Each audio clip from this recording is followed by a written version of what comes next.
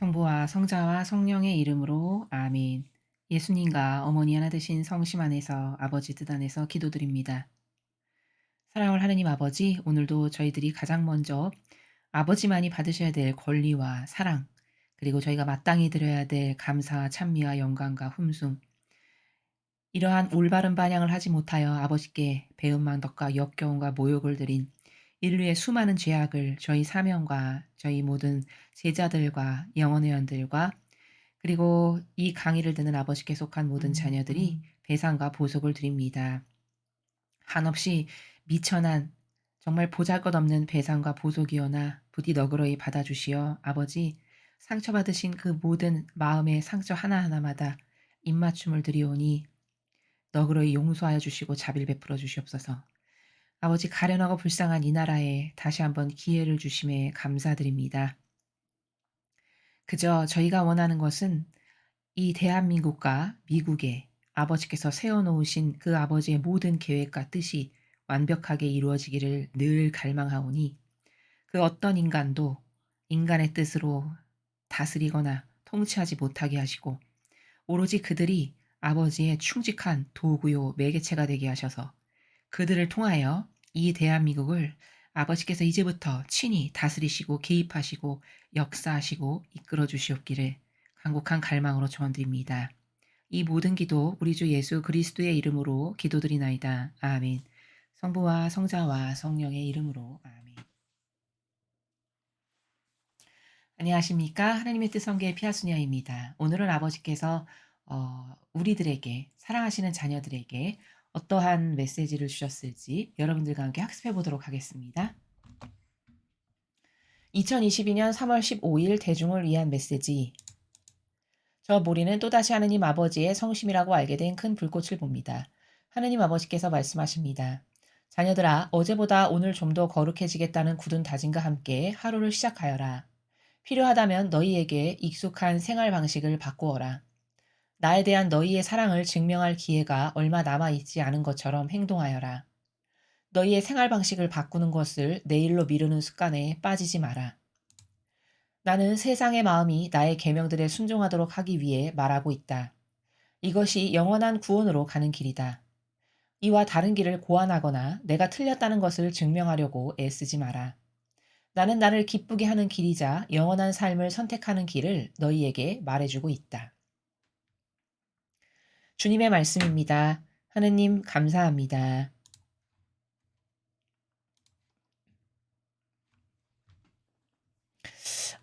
우리가 그 세상에서 이 자연법에서 이런 단어 쓰죠. 사람이 좀 눈치가 있어야지. 이런 단어를 좀 씁니다.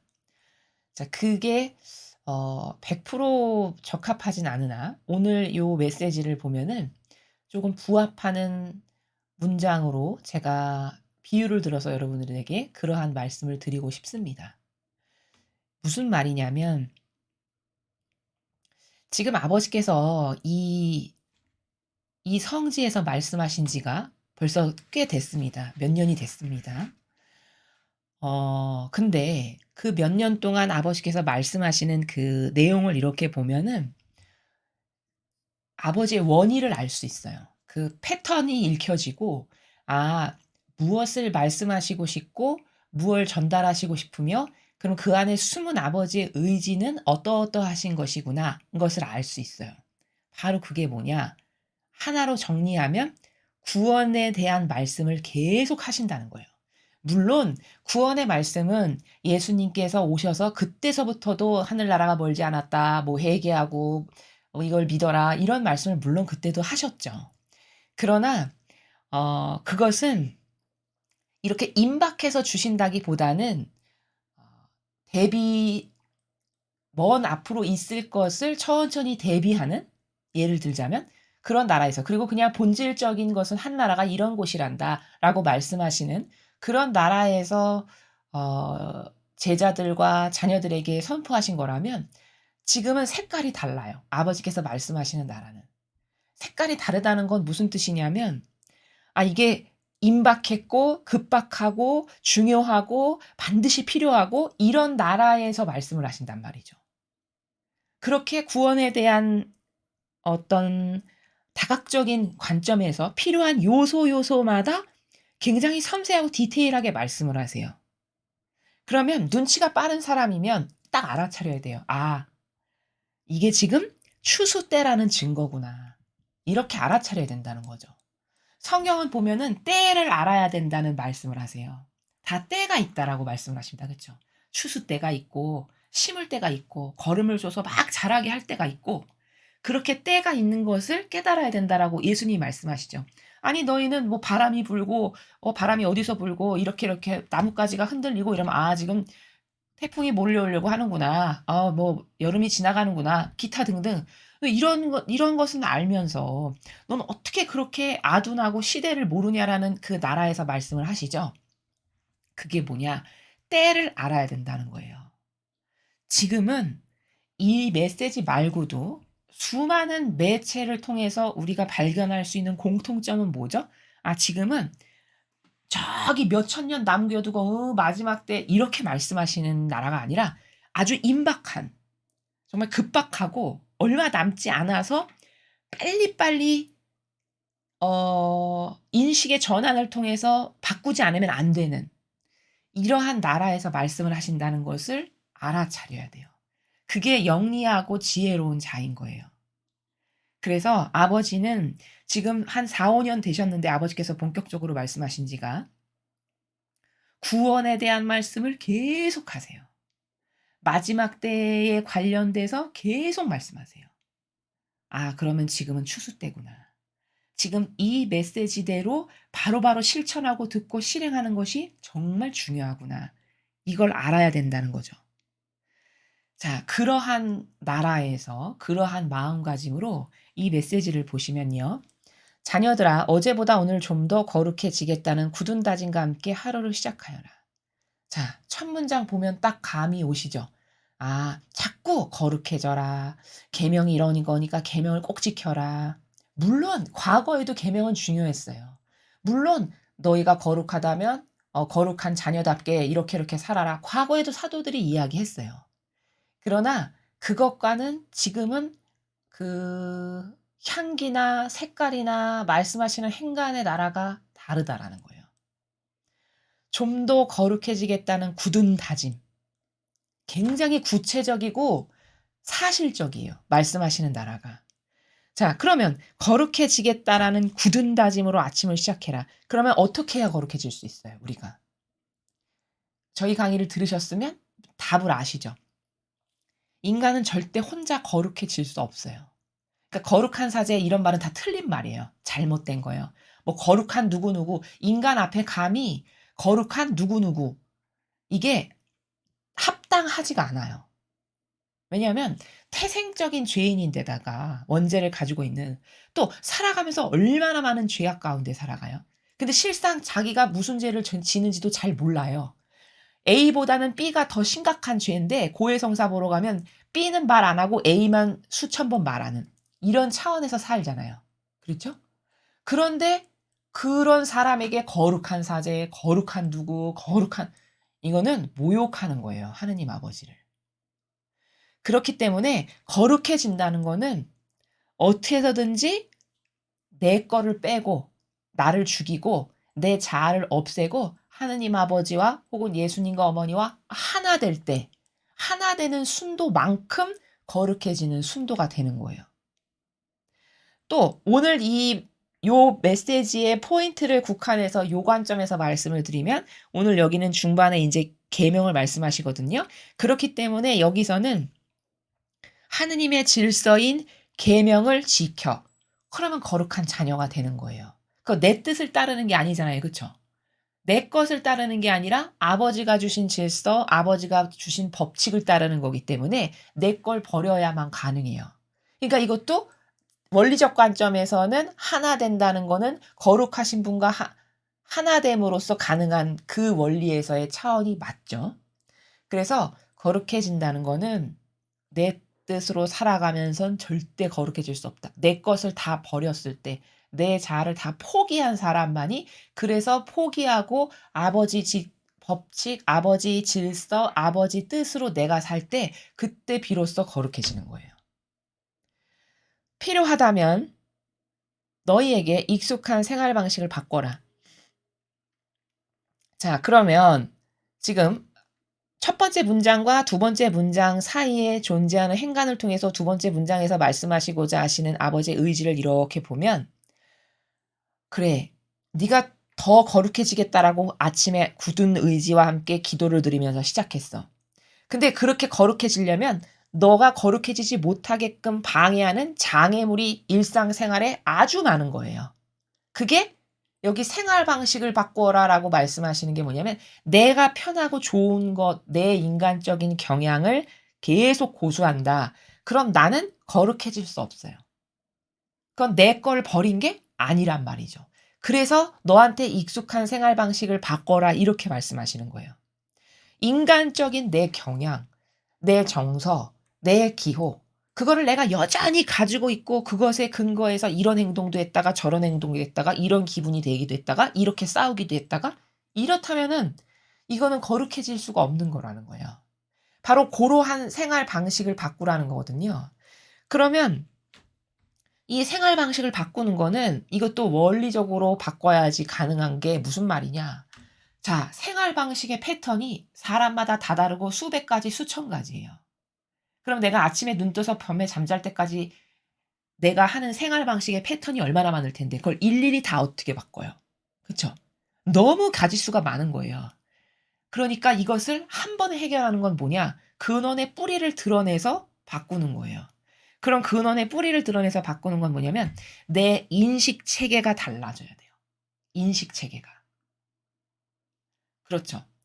쉽게 비유를 들면 이런 거예요. 어 내가 청소를 하는데 그 어질러 놓은 가짓수를 일일이 하나하나 다 드러내서 청소한다라는 그 관점에서는 현기증 나죠. '어느 세월에 어느 천년에 다 하지?' 근데 그것을 한 번에 쓸어 담을 수 있는 어떤 뭐 도구를 활용한다든가, 그렇죠? 혹은 어지르지 않을 방법, 어지르지 않을 생활 습관으로 나의 패턴을 완전히 바꾼다든가, 더럽혀지지 않는 생활 방식으로 뭔가 이렇게 근원적인 것을 드러내서 바꾸는, 이게 더 지혜롭고 현명한 거예요. 그러니까 익숙한 생활 방식을 바꾸라는 건 생활 방식의 패턴이 그렇게 많은데 그걸 일일이 다 하나하나 드러낸다는 건 마치 이런 어리석음이에요. 저 나무를 저기서 없애버리는데 가지를 일일이 다 자르면서 없앤다. 그럼 그걸 어느 천년에 없애겠어요. 그럴 게 아니라 그 뿌리를 파내서 드러내서 없애면 단번에 없애는 거죠. 마치 이런 거죠. 그렇기 때문에 그럼 그러려면 어떻게 해야 될까? 내 인식 체계가, 사고방식의 근원이 되는 인식 체계가 완전히 달라져야 돼요. 뭘로? 아버지께서 가르쳐 주시는 계명으로. 아버지께서 가르쳐 주시는 그 법칙으로 기존의 내 사고방식의 근원을 다 밀어버리고 없애고 그 법칙을 나의 인식으로 새롭게 여기다 딱 장착을 해야, 그러면 그 인식이 달라지면 그 일련의 모든 행동이 다 그 인식에서 나오기 때문에 일일이 개념적인 차원에서 하나하나 다 신경 쓰지 않아도 한꺼번에 다 개선되는 것과 같은 효과예요. 이런 거기 때문에 저 익숙한 생활 방식을 바꿔라를 잘 이해를 못하면 이렇게 뭐 '이거 하나 잘못한 거 요런 거 바꾸라는 말인가 보다.' 이거는 근원적으로 해결이 안 된다는 거예요. 인식 체계 자체가 달라져야 되지. 인식 체계를 지금까지 내 편한 대로 내가 하고 싶은 대로 살았다면 그 인식을 다 뽑아 버리고 그 자리에다 아버지의 계명을 딱 장착해야 된다는 거예요. 그 나무를 새롭게 심어야 되는 거예요. 그러면 하느님을 사랑하고 이웃을 사랑하는 것 이외의 모든 것은 다 포기. 다 자기 배제라 했지. 다 버려. 그리고 뭐 어떤 사건이 닥쳐. 그러면 그때마다 그 인식책에서 뽑아다가 이것은 내가 이렇게 하는 게 지금 이웃을 사랑하는 거지. 그럼 난 그냥 단순히 이렇게 해. 어떤 사건이 닥쳤어. 근데 이거는 지금 내가 요렇게 행동하면 나를 위한 거고 이렇게 행동하면 하나님을 위한 거네. 그래 이렇게 하자. 이렇게 했을 때만 이게 익숙한 생활 방식을 바꾸는 거지, 사람은 얼마나 교묘하냐면 그 자잘한 자신의 기호와 정서가 보물인 줄 알고 끌어안고 살거든요. 그리고 그 자신이 가지고 있는 경향이나 기호나 정서가 얼마나 고질적인 마귀인지를 사람은 잘 몰라요. 아니 경향과 기호가 뭐 그렇게 남에게 피해를 끼치는 것도 아닌데 막이야. 그렇게 생각하기 쉽거든요. 근데 그 별것 아닌 작은 것이 영적인 나라에서는 엄청나게 큰 거예요. 왜냐? 왜 큰 거냐? 그게 별것 아니다 해서 안 고칠 거거든요. 그게 뭐 그렇게 대단치 않지 해서 그걸 바꾸지 않거든요. 이렇기 때문에 영적인 나라에서는 별것 아니다라고 작게 생각하는 것이 사실은 엄청나게 큰 거예요. 자, 이렇기 때문에 너한테 익숙한 저 말씀은 인간적인 너의 경향이나 기호나 정서에서 반로되는 모든 것, 너가 편안하고 네가 좀 이렇게 안락하게 누리고 싶고 요렇게 요런 거를 가지고 싶고 이런 기타 등등의 모든 나로부터 반로된 이 모든 생활 방식을 바꿔야만 된다. 그래야 네가 거룩한 사람이 될 수 있다. 그러려면 나의 인식을 완전히 바꾸지 않으면 불가능하다. 이런 말입니다. 나에 대한 너희의 사랑을 증명할 기회가 얼마 남아 있지 않은 것처럼 행동하여라. 이것은 우리 인간의 이런 면을 꾸짖으시는 거예요. 이런 거 있죠. 한없이 늘어지고 그 구태의연이라는 단어 있죠, 세상에서. 구태의연하고 늘어지고 내 편의주의인 이런 거. 이렇게 해서 오늘이 내일 같고 내일이 모레 같고 모레가 글피 같고 이렇게 사는 거 있잖아요. 그날이 그날이고 어제나 오늘이나 내일이나 모레나 1년 후나 2년 후나 맨날 똑같은 이렇게 늘어지는 사고방식은 마치 그래서 한평생 살 것 같이 그렇게 살아가는 사람은 이 수많은 시간을 다 헛되게 보내게 되고 이제 죽음의 순간에 임박해서야 그때 가서야 하느님 찾고 잘못 살았어. 이렇게 된다는 거죠. 그러면 그때는 너무 늦은 거예요. 그러니까 그런 늘어지는 사고방식에서 벗어나려면 마치 여기는 지금 나에 대한 너의 사랑을 증명할 기회가 얼마 남아있지 않은 것처럼 이렇게 부드럽게 쓰셨지만 전 좀 직설로 말하면 마치 내일 죽을 사람처럼 내일 죽을 사람이면 내가 지금 마음이 얼마나 급할까요? 하나님을 위해서 한 게 아무것도 없어요. 예를 들면. 그러면 너무 안타깝겠죠. 마치 그럴 사람인 마음으로 살아야 된다는 거예요. 우리의 마음의 자세가. 그러면 이 오늘 내가 내일 죽는다면 오늘 이 불과 한 서너 시간밖에 안 남았네. 나 이 시간에 하나님을 위해서 뭘 할까? 기도를 많이 해야 되겠다. 아니야, 아니야. 저걸 위해서 하나님을 위해서 저런 희생을 좀 해야 되겠어. 뭐 막 찾겠죠. 마치 그런 사람처럼 살아라 이런 말씀이죠. 그래서 저 증명할 기회는 예를 들면 아버지께서 알려주시는 것, 예를 들면 계명 정신, 그쵸? 이렇게 매일 가르쳐 주시는 진리의 사고방식 이런 걸로 나의 인식 체계를 바꿔. 그래서 사랑을 실제적으로 저는 아버지의 인식 체계로 다 바꿨어요. 보세요. 저 이런 거 행할 때 제 기준으로 안 하고요. 아버지 계명 기준으로 이렇게 하고 이렇게 하고 이렇게 해요. 이렇게 실제적으로 행동하면 그게 저는 아버지를 사랑합니다라는 증거죠. 그 증거를 보여드리는 거잖아요. 그렇게 살라는 거죠. 너희의 생활 방식을 바꾸는 것을 내일로 미루는 습관에 빠지지 마라. 제가 지금 말씀드렸죠. 인간의 약점 중에 하나가 한없이 늘어지고 구태의연하고 그날이 그날이고 오늘이 내일이고 내일이 모레고 이런 거.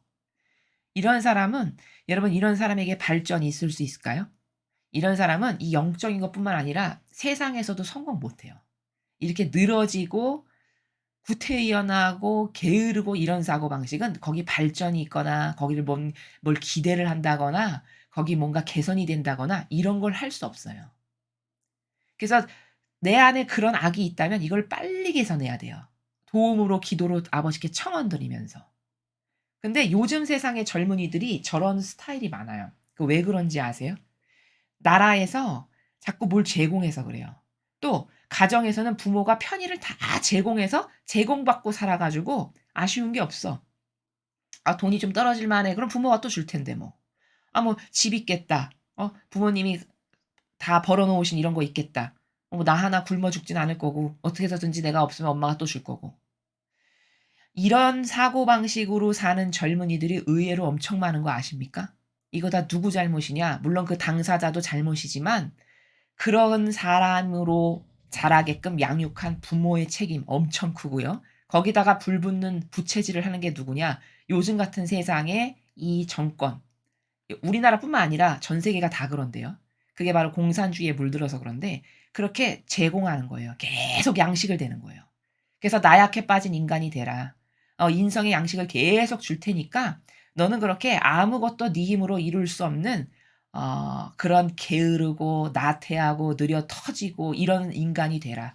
이렇게 부채질하는 밖의 문화도 마귀 내부 가정에서도 올바르게 진리로 가르치질 못해. 이러니까 한없이 나약해. 어떤 지조도 없어. 절개도 없어. 결기도 없어. 그렇다고 용기가 있길 하나. 결단력이 있나. 정의감이 있나. 이렇게 되는 거거든요. 그래서 그 생활 방식 하나를 바꾸는 건 하느님께서 가르쳐 주시는 법칙 '아 저게 옳고 멋있네. 나도 사고방식을 바꿔야 되겠어. 아 오늘부터 나는 저 사고방식이 내 거다.' 이렇게 해서 뭔가 사람이 패기가 있고 결단력이 있어서 그걸로 확 바꿔 버리는 이런 게 있어야 되는 거거든요. 이게 양질의 인자예요. 근데 그런 것을 못하는 게 왠지를 제가 지금 이 사회적인 여러 가지 영향이나 가정의 부모의 잘못된 양육 때문에 그렇다라는 거를 말씀을 드린 겁니다. 여러분 오해가 뭐냐면 사고방식 바꾸는 게 어우 어려워. 그건 어려운 거 아니에요. 그거는 어 이렇게 생각해 볼까요? 여러분 사고방식 바꾸는데 돈 드나요? 그런 거 아니죠. 그쵸? 여러분 사고방식 바꾸면 하루에 3끼 먹을 거 나만 2끼 먹나요? 그런 거 아니에요. 사고방식 바꾸기 위해서 1 톤짜리 무게의 돌을 들어야 되는 건가요? 그런 거 아니죠. 그쵸? 우리말에 이런 거 있죠. 백지장 한 장 차이다. 사고방식은 백지장 한 장 차이예요. 근데 마치 그거 바꾸는 거를 엄청 어려운 것처럼 어우 아무나 못하는 거 아유 사고방식은 못 고쳐. 이렇게 하면 진짜 못 고쳐요. 그게 마귀가 짜 놓은 프레임인데 이거는 예를 들어 정의가 있고요. 옳은 걸 좋아해, 어떤 사람이. 그리고 지적인 걸 좋아하고 어떤 바른 것을 찾아. 이런 사람은 사고방식 바꾸는 거 굉장히 쉬워요. 왜냐? 옳은 걸 좋아하고 정의가 있고 양심 바르고 정직하잖아요. 그러면 '올바르다.'라고 딱 생각이 들죠? 그러면 '아 나 올바르니까 저게 너무 마음에 든다. 저걸 내 걸로 해야지.' 이게 잘 돼요. 근데 이런 어떤 정의가 없고 정직하지가 못하고 속성적으로 바른 거 좋아하고 이런 게 없어.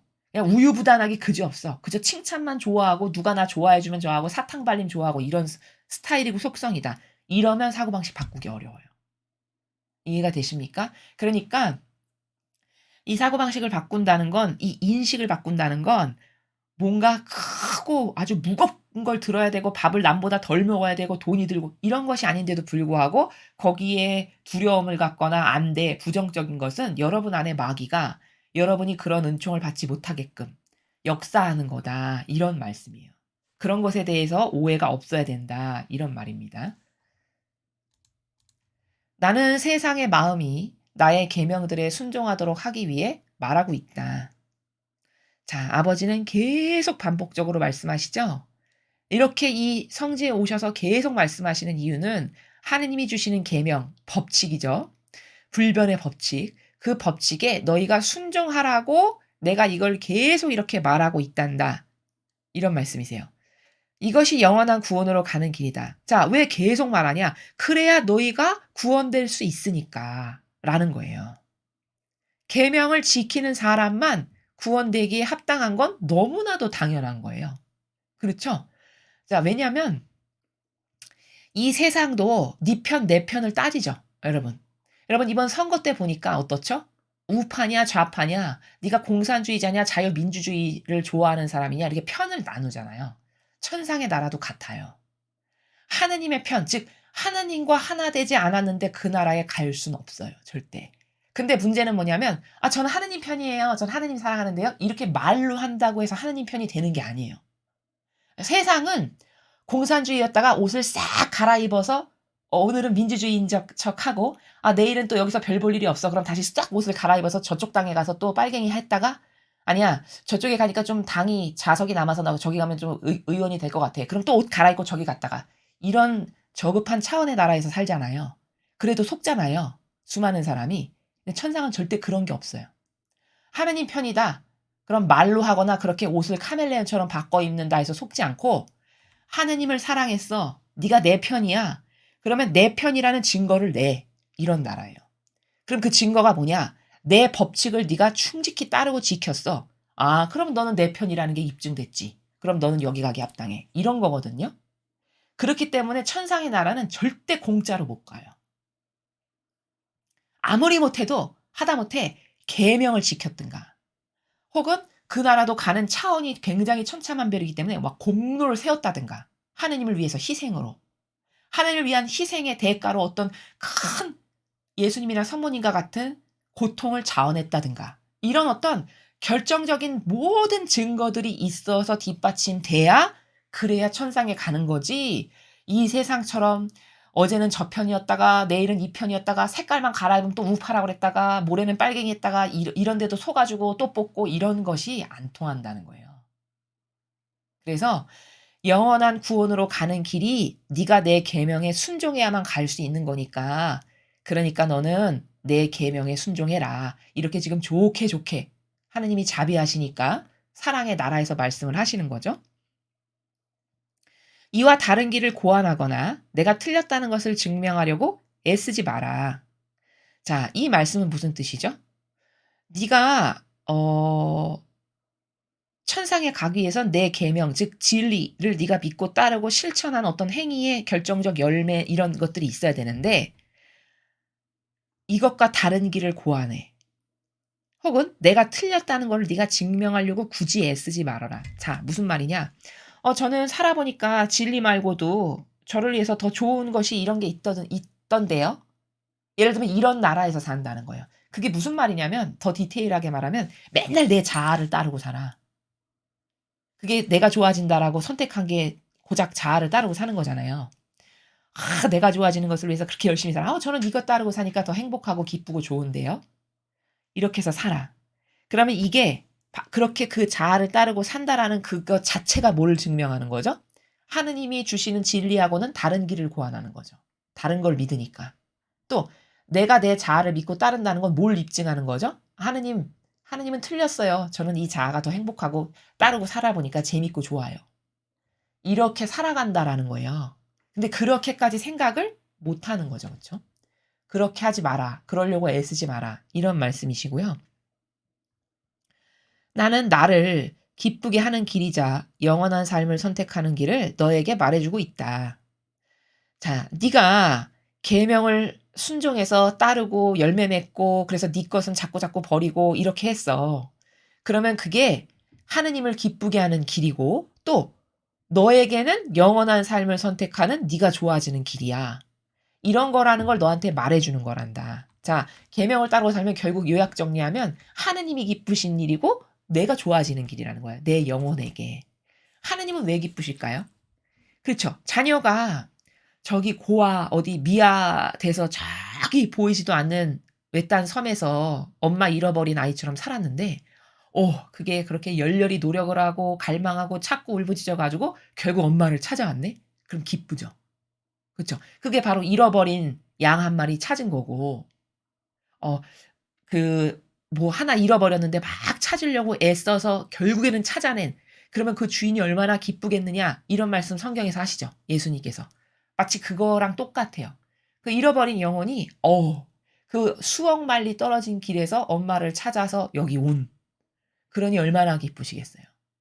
천상의 나라를 그렇게 애를 써서 길을 써서 온갖 고생과 고통을 다 자원해서 받아들이면서 해서 자신을 진짜 낳아주신 본질의 부모에게 찾아왔다면 얼마나 기쁘겠습니까? 그러니까 기쁘시다라는 거예요. 그래서 나는 과연 구원받기에 합당한 사랑을 드리고 있는가? 오늘 이 메시지를 통해서 우리가 돌아볼 것은 나는 구원 싫어하는 사람은 없잖아요. 특히 신자라면 모두가 다 구원을 원하죠. 그렇다면은 내가 구원받기에 합당한 사랑을 나는 하나님께 지금 잘 드리고 있는가? 점검해 보라는 거죠. 그러면 구원받기 합당한 사랑 어떻게 드리는 건데? 아주 쉬워요. 계명을 잘 지키고 있냐라는 거죠. 네가 진짜 계명을 잘 지키고 있어. 그러면 나는 구원되기에 합당한 자녀로서 하나님께 올바른 반영을 지금 하고 있는 거예요. 근데 듣기는 들었고 인제 알기도 알겠고 한데 그걸 막상 지키진 않아. 내가 좋아하는 거 맨날 따르면서 살아. 그러면 그렇게 아는 것하고 별개의 문제다. 이거 어제 강의에서도 말씀을 드렸죠. 내가 그걸 아는 것과 내가 실천적으로 행하는 것은 완전히 다른 문제예요. 여기에서도 오해가 있으시면 안 된다. 라는 것을 말씀을 드렸습니다. 우리는 마치 '아 사람은 다 죽지.' 이렇게 생각은 하지만 영원히 살 것처럼 살아요, 실제적으로는. 그렇죠? 그 말은 무슨 뜻이냐면 내가 만약에 내일 죽을 사람이라면은 사랑 못할 사람 없겠죠. 그렇죠? 저 왼수라고 여겼던 어떤 가족이 있다. 그러면 그 원수로 여겼던 가족마저도 오늘 눈물 펑펑 흘리면서 사랑해 줄 거예요. 왜냐하면 난 내일 죽을 거니까. 그렇겠죠? 근데 인간은 그러한 약점이 마치 영원히 살 사람처럼 그렇게 서로 미워하고 헐뜯고 그냥 아웅다웅하고 이러면서 반목하면서 그게 남도 아니고 가족인데도 불구하고 하느님께서 사랑하라고 서로 보내주신 가족인데도 불구하고 그 작은 공동체 안에서도 수용이 안 돼 가지고 서로 싸우고 헐뜯고 싫어하고 미워하고 이렇게 살죠. 근데 그거는 다 근시안적이어 가지고 인간이 그냥 살아가는 차원이 다 요렇게 쬐끄맣고 각박한 정신 세계가 그런 근시안적인 차원에서 갇혀 살다 보니까 그 지금 당장 죽으면 저 사람을 내 눈앞에서 못 보지. 이런 작은 마음 하나만 가져도 모든 걸 다 용서할 텐데 혹은 '내가 내일 죽으면 저렇게 매일 싫었던 내 가족을 다시는 못 보지.' 이런 마음이면은 그 용서 못할 일이 없고 다 그냥 '그래. 다 저 사람의 잘못도 있지만 나의 잘못도 있지.' 뭐 이렇게 수용이 가능할 텐데 그것이 되지 않는 거는 참 정신 세계가 각박하고 옹졸하고 근시안적이고 갇혔고 이래서 그렇다라는 것이죠. 그래서 우리처럼 이렇게 부족한 인간은 틈틈이 하루에 한 번씩만이라도 이렇게 자기를 좀 돌아봐야 돼요. 특히 기도 혼자 조용한 곳에서 기도하실 때 '아 나는 오늘 하루 무슨 열매를 맺었나. 내가 하느님하고 관련돼서 오늘 뭘 했지. 하나도 한 게 없다.' 그럼 나 오늘 그냥 하루 버린 거예요 사실은. 오늘도 쓰레기와 같은 그저 나 하나 만족시키면서 살고 모든 시간이 지나갔구나. 내일은 좀 이러지 말아야지. 달라져야겠다. 아버지 좀 도와주세요.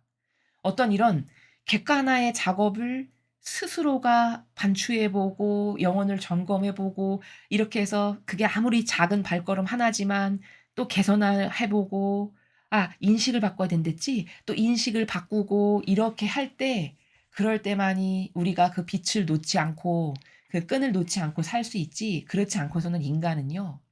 우리가 생각하는 것 이상으로 정말 구제불능이라고 할 만큼 부족하디 부족한 정말 역겹디 역겨운 존재라는 것을 빨리 발견하고 그렇다면 이런 나를 어 하느님으로부터 멀어지게 하는 마귀가 끊임없이 나를 충동질하고 유혹하고 이렇게 어려운 영적 환경에서 어떻게 살아남을 건가. 그저 그냥 끊임없이 매달리고 "어머니 저 좀 도와주세요. 제가 제 자아를 버리고 완전히 아버지와 예수님 어머니가 하나 될 수 있도록 저를 불쌍히 여겨 주세요." 이런 갈망 플러스 인식을 바꾸는 이런 노력 이런 것들이 동반될 때 우리가 마귀에게 유린당하지 않고 살아갈 수 있다라는 것을 여러분이 스스로 이렇게 마음 안에 곰곰이 생각하시고 정리하시는 그런 시간이 있으셨으면 좋겠습니다. 이상으로 2022년 3월 15일 대중을 위한 메시지 해설을 마치겠습니다. 감사합니다.